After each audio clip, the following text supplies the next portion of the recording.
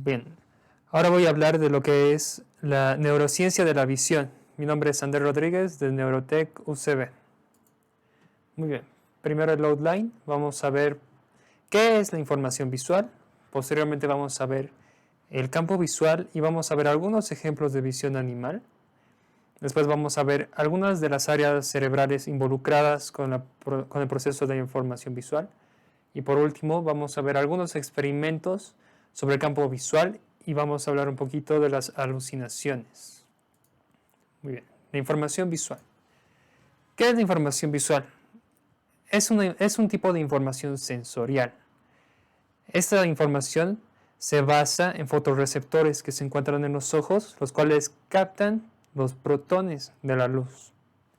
Es uno de los tipos de información sensorial más complejos. Y en nuestros ojos hay alrededor de 125 millones de receptores por cada ojo. Un poquito voy a explicarles qué es la información sensorial. La información sensorial proviene de diferentes partes del cuerpo y su estructura ha mantenido sus bases a lo largo de la evolución. Esto quiere decir que nuestros receptores y muchas de sus partes han estado en nuestra especie desde hace mucho tiempo. Entonces es como que la evolución no ha eliminado lo que había al principio, sino que se ha ido construyendo encima de lo que ya teníamos. La información viaja a centros cognitivos del cerebro, es decir, la información sensorial es captada por los receptores del cuerpo y se lleva al cerebro. Y los centros cognitivos influyen en la captación de la información. ¿Esto qué quiere decir? Que nuestro cerebro recibe información de nuestras sensaciones, pero también nuestro cerebro va a regular cómo esta información ingresa a nuestro cuerpo. Es decir, nosotros aprendemos a distinguir algunos estímulos y el cerebro va a regular con qué intensidad entran algunos estímulos. Nuestro cerebro regula, por ejemplo, a qué le estamos prestando atención, porque todo el tiempo recibimos estímulos. Nuestra ropa misma nos da muchos estímulos que ignoramos porque nuestro cerebro los está inhibiendo. Muy bien, la información sensorial. Tenemos, por ejemplo, quimorreceptores, son los receptores de la nariz. Estos perciben los olores. Estos llegan a estos hilos, a esos nervios y se llevan a la corteza cerebral. En los ojos tenemos fotorreceptores, tenemos los conos y bastones. Estos reciben la luz y se transforma para llegar a la corteza cerebral. Y después tenemos los mecanorreceptores. Estos perciben la presión. Estos se encuentran, por ejemplo, en la piel. Cuando nosotros nos apoyamos sobre la mano o lo que sea, los mecanorreceptores se activan. Muy bien. Voy a hablar de la información visual. Como les mostraba, aquí están los fotorreceptores. Esta información es captada por conos y bastones. Estos se encuentran dentro del ojo. Y existen 4 tipos de receptores en la retina. Y de estos 4 tipos, 3 están encargados de distinguir los colores. Los fotorreceptores captan energía electromagnética de la luz solar entre 390 a 670 nanómetros. Es decir, las ondas de luz deben ser de 390 a 670 nanómetros para que nuestros ojos puedan detectar la luz. Y si uno de los receptores falla, de estos 4 tipos de receptores, de los 3 tipos de receptores de color, puede presentarse el daltonismo. El daltonismo es una enfermedad o una condición en la que la persona puede ver solo una gama de colores. Hay colores que no pueden ver y los perciben de manera o muy suave o definitivamente no los perciben. Muy bien, los receptores. Tenemos 4 receptores y 3 se especializan en identificar el color. Tenemos los receptores de onda corta que detectan la mejor, digamos, señal que reciben es de 437 nanómetros, que se encuentra en el que se encuentra el color azul, pero también pueden detectar algunas señales más bajas o más altas. También la onda media, su mejor recepción está en el 533, se encuentra acá, y es el color verde.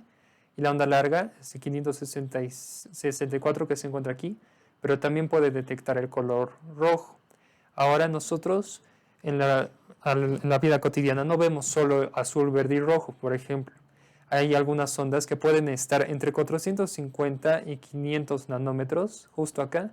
Entonces lo que hacen es activar los receptores al mismo tiempo, y eso hace que veamos diferentes colores. La combinación de la activación de los receptores nos da la ilusión de ver diferentes colores. Y aquí está cómo funciona la actividad neuronal en el área visual.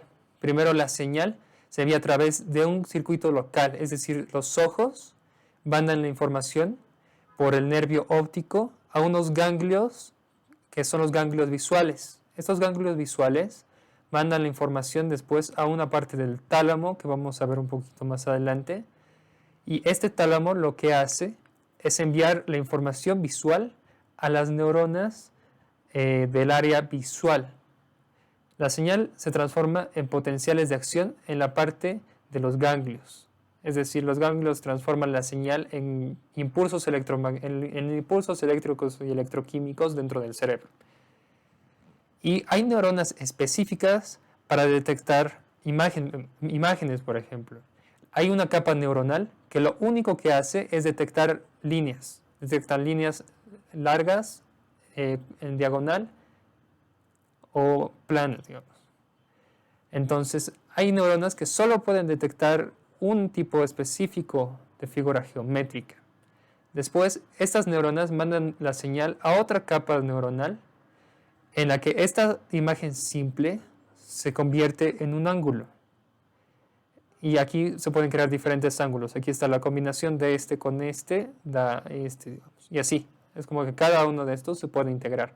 Y al final, esta capa vuelve a integrar las imágenes para que podamos ver el triángulo completo, tanto apuntando arriba como hacia abajo. Muy bien. Uno de esos ejemplos es conocido como la neurona Jennifer Aniston. Existen neuronas especializadas en tareas muy específicas. Por ejemplo, en el hipocampo existen grupos neuronales que solo responden a fotos de Jennifer Aniston. No responden a la foto de ningún otro artista, de ninguna otra persona, de ningún otro objeto o animal. Entonces se ha visto que existen grupos neuronales en el cerebro que están especializados en tareas muy específicas. Muy bien. En la siguiente parte vamos a ver el campo visual y la visión animal. El campo visual, ¿cómo funciona? Nosotros vemos a través de los dos ojos y aquí al fondo del ojo tenemos lo que es la retina. Tenemos el sistema visual y es parcialmente cruzado. ¿Eso qué quiere decir? Que parte de la información visual que entra al ojo izquierdo va a entrar al hemisferio cerebral izquierdo y la otra parte de la información va a llegar al hemisferio cerebral derecho. Es decir, un ojo manda información a ambos hemisferios cerebrales. Muy bien. Las hemirretinas nasales, eso quiere decir esta mitad de la retina cerca a la nariz envía la señal al lado contrario del cerebro, mientras que las hemirretinas laterales envían la información al hemisferio ipsilateral, es decir, la retina lateral, que es este lado de la retina, envía información directamente al hemisferio en el que se encuentra el ojo. Y de hecho, ambos ojos comparten parte de la información visual central. O sea, lo que está al medio de ambos ojos se comparte. Además de que la información visual ingresa por esta inervación que se llama el quiasma óptico. Es un cruce, es el cruce por donde pasan los nervios y se cambia la información, digamos, de hemisferio a hemisferio. Además de que la información visual llega también acá, al núcleo geniculado lateral del tálamo, donde se procesa parte de la información y también se envía de acá a la corteza occipital. Muy bien. Vamos a ver diferencias con la visión en animales. Por ejemplo, pueden haber muchas diferencias entre la visión de las personas y entre los mismos animales. Por ejemplo, los gatos ven tonos más oscuros y pueden considerarse daltónicos. No ven la misma gama de colores que nosotros. Y ellos tienen una mejor visión nocturna, de hecho. Ellos ven mucho mejor en la noche, mejor que nosotros. Mientras que los perros igual son daltónicos, pero su vista es muy mala. Eso es debido a que el perro, por ejemplo, vive en un mundo muy olfativo. La olfacción es lo que domina, digamos, el procesamiento de información en el cerebro del perro. Por eso la visión no la necesitan tanto como nosotros. Muy bien. Además, el ojo humano no es perfecto. El ojo humano tiene muchas partes, pero en lo que nos vamos a enfocar en este momento es que los receptores de la luz apuntan hacia dentro del cráneo. Cuando la luz ingresa por el ojo, tiene que viajar hasta la retina. Aquí está la retina y en esta retina es donde se encuentran los receptores de la luz. El problema está en que los receptores de la luz apuntan hacia el cráneo.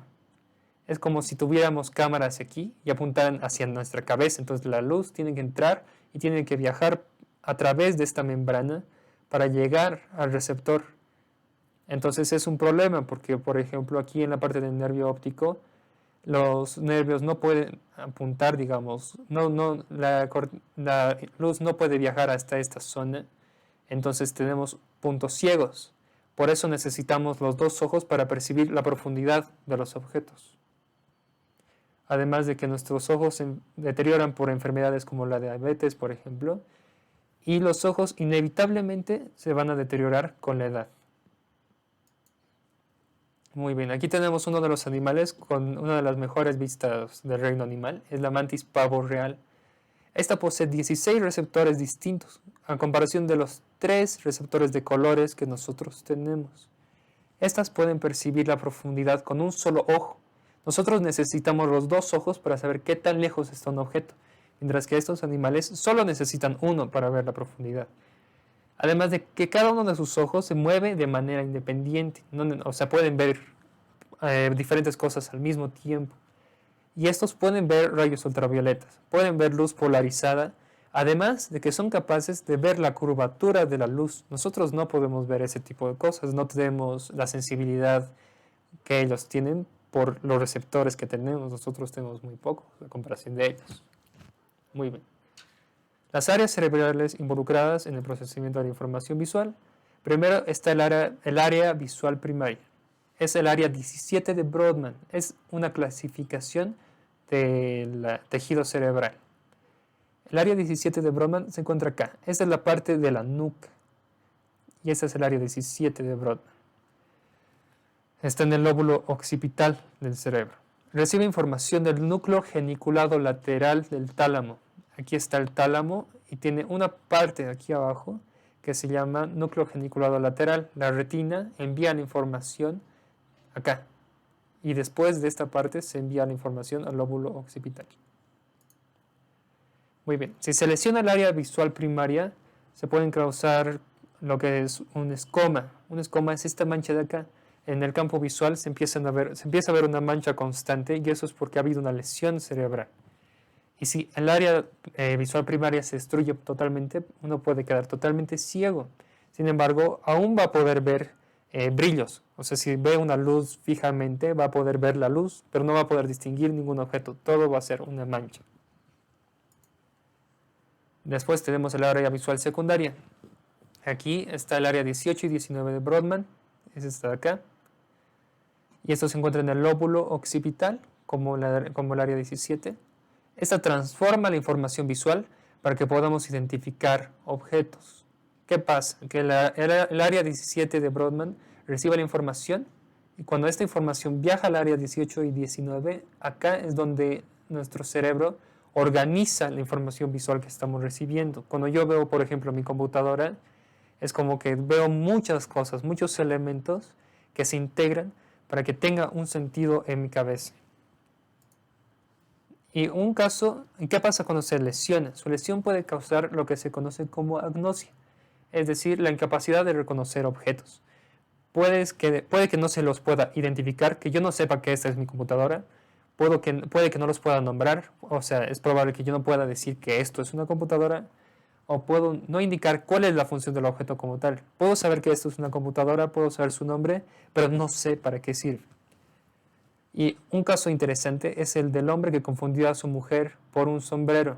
Él es Oliver Sacks, es un neurólogo y escritor británico muy importante en el mundo de las neurociencias.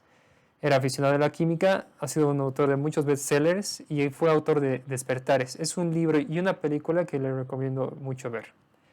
Muy bien, en este caso trataba de un hombre que tenía conductas un poco extrañas y fue al consultorio del doctor Oliver Sacks. Cuando el doctor le hizo algunas evaluaciones, notó que la persona tenía algunos comportamientos extraños, pero un poco bizarros.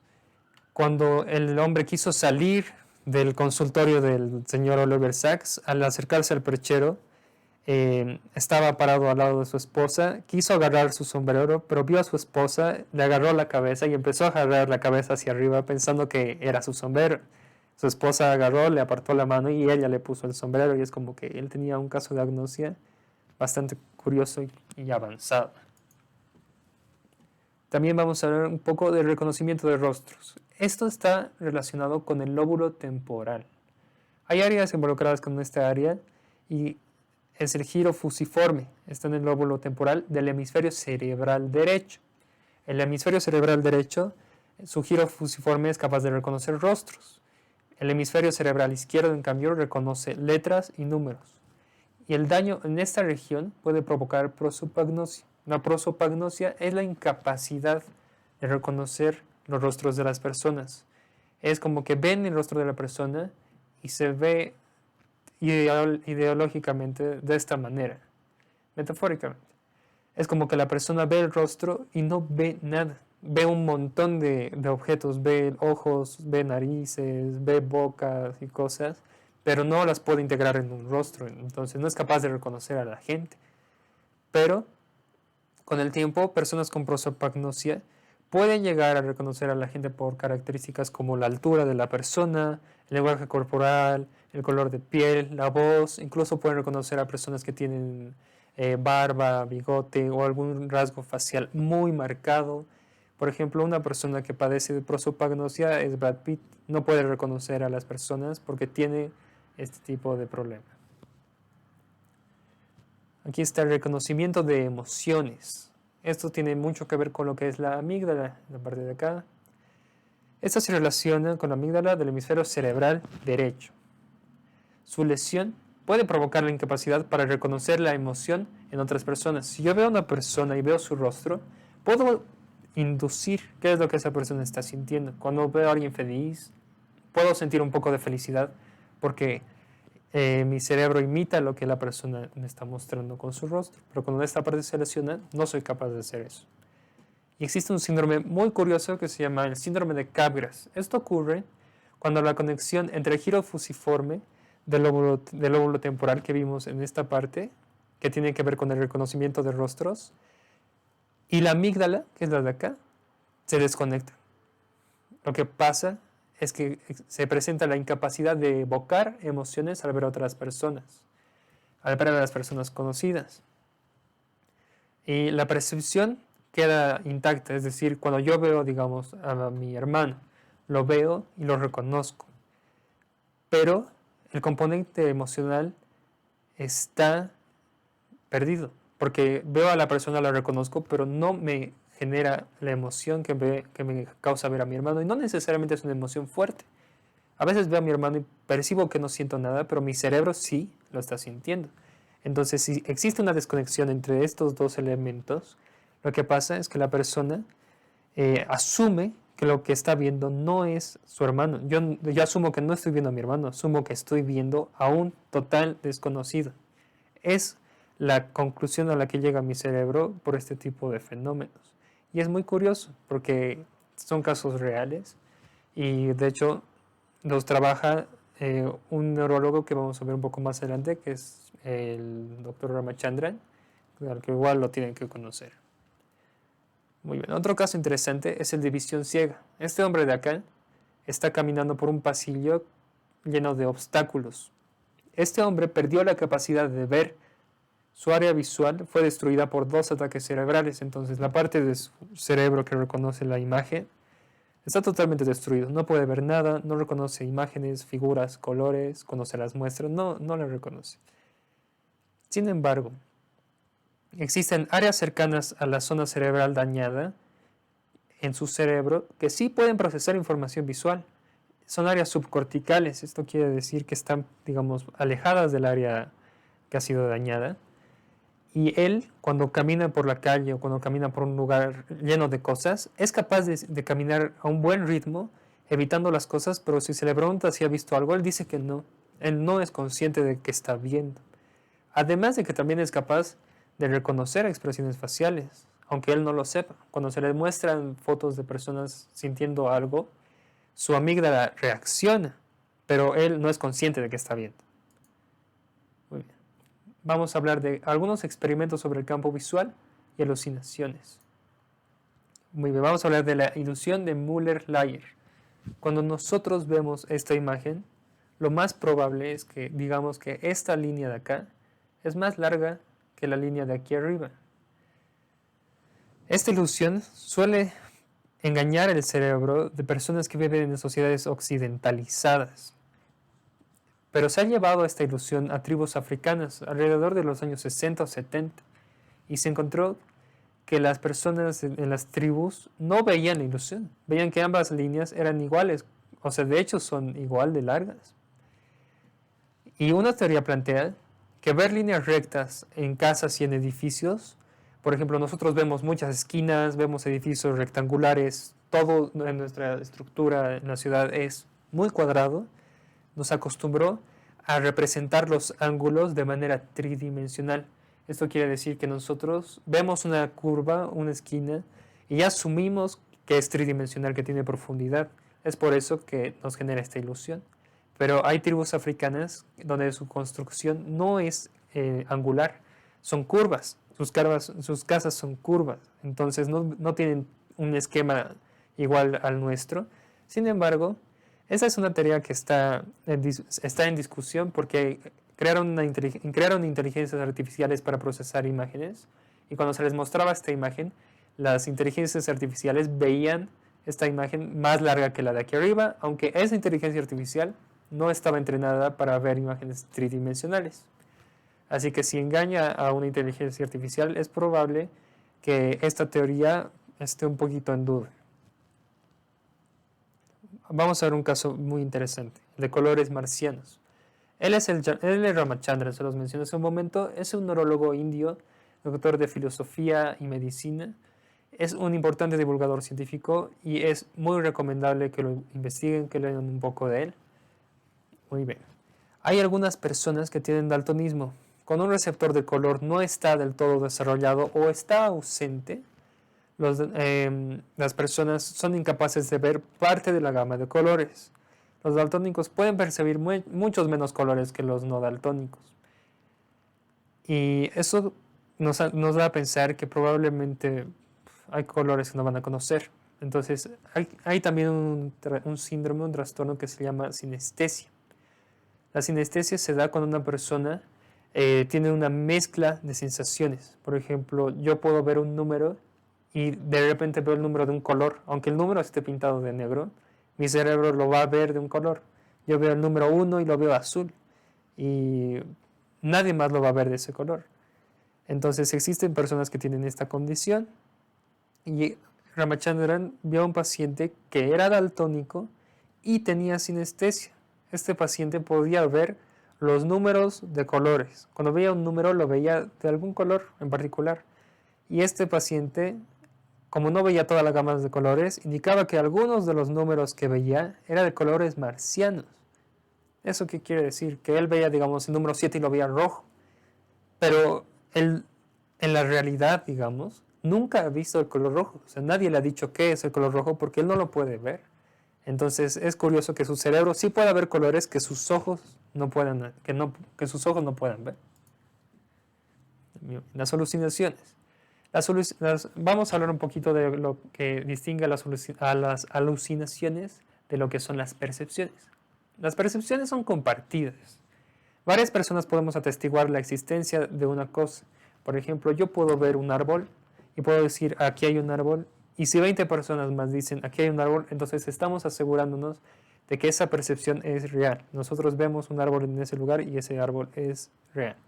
Una alucinación ocurre cuando se ve un algo en la realidad que otras personas no pueden ver. Por ejemplo, yo digo, veo un árbol y otras 20 personas me dicen, ahí no hay un árbol, entonces probablemente lo que estoy teniendo es una alucinación. Las alucinaciones se distinguen, por ejemplo, de la imaginación, en que la imaginación suele ser interna. La imaginación es interna. Yo imagino algo y sé que está dentro de mi cabeza, mientras que las alucinaciones suelen ser externas y no se tiene control sobre ellas. Por ejemplo, yo puedo ver el árbol y yo no he elegido ver el árbol, pero lo veo ahí y no depende de mí. Entonces es lo que pasa. Y pueden haber dos tipos de alucinaciones, asociativas o proyectivas. Las proyectivas son las que mencionaba acá, son alucinaciones que yo veo fuera. Pero las asociativas ocurren cuando nosotros entrenamos al cerebro para alucinar. Por ejemplo, uno puede entrenarse para ver los números de colores. Uno entrena un tiempo, ver, digamos, el 1 de color rojo, lo ve rojo varias veces y se entrena por un buen tiempo en eso. Y después, cuando en la calle ve el número 1, lo va a ver de color rojo aunque el número esté en negro, porque su cerebro lo ha asociado con el color rojo y esa es una alucinación. Es una alucinación entrenada, por así decirlo, es asociada. Muy bien, afantasia. Este también es un fenómeno bastante interesante. Se puede definir como la ausencia del ojo de la mente. Nosotros podemos evocar objetos. Yo puedo imaginar, por ejemplo, que tengo un celular en la mano, aunque no lo tenga, porque tengo la capacidad de visualizarlo. Pero las personas que tienen afantasia no pueden visualizar objetos en su ausencia. No pueden. Es como que quieren imaginar un celular, no lo pueden hacer. Algunos pueden soñar, algunos tienen sueños lúcidos y ven cosas en los sueños, pero cuando están conscientes no son capaces de imaginar. Y existe un caso de Monsieur X. Este parece ser un caso de afantasia adquirida, acompañado de prosopagnosia, es decir, la incapacidad de reconocer rostros, y también tenía distorsiones en la capacidad de ver colores. Es decir, nosotros podemos adquirir la fantasía. Puede haber un accidente, puedo tener una lesión cerebral y de repente pierdo la capacidad de imaginar y de ver cosas en mi cabeza. Y vamos a ver al final un ejemplo de tecnología asociado con la parte de la visión. Es un implante para dar visión artificial. Ese es el lente de acá. Este implante consta de 10.500 electrodos. Y estos vienen acompañados de unos lentes especiales que poseen una cámara. Entonces la cámara capta imágenes, la envía al lente. El lente posee una microcomputadora. Entonces esta microcomputadora hace que los electrodos del aparato, del lente, envíen señales a la retina, la parte más profunda del ojo. La retina capta las señales, las transforma en señales eléctricas, las manda hacia el cerebro y la imagen obtenida se basa en puntos. La persona ve un objeto, pero no va a ver el objeto como tal. Va a ver puntos, va a ver como una constelación. Entonces la persona va a tener que aprender a interpretar las imágenes que está viendo, pero este aparentemente es un avance muy grande en lo que implica restaurar la visión de las personas ciegas, específicamente en personas que han perdido la vista por daño en el ojo. Muy bien, ese es todo el trabajo del día de hoy en la presentación. Aquí están las referencias que las voy a dejar en las diapositivas, van a estar en la descripción del video al final. Y muy bien, eso es todo.